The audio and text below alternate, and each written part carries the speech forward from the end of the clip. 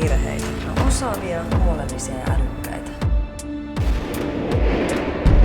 Mitä me on saatu aikaan 5 vuodessa? Määritty sellaisten yritysten toimintaa, jotka estää tai hidastaa tätä pallon pelastamista.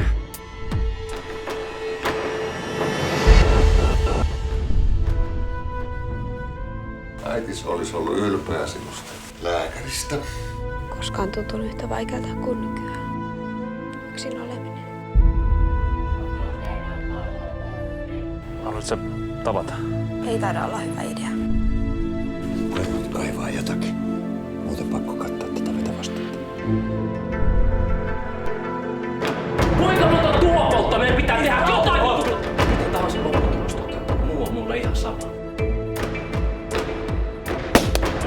Mitä helvetti teitä oikein vaivaa? Eikö aika ironista, että sen kerran kun joku vähän kolahtaa mulle, niin se on joku yli-innokas ekoaktivisti.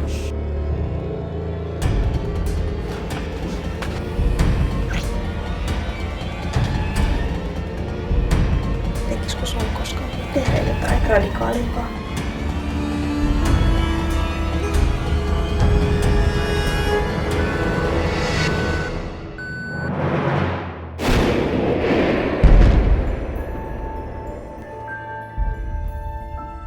En mä voi sen kanssa jatkaa. Miten vois, jos joutuu valehtelemaan siitä, mitä oikeasti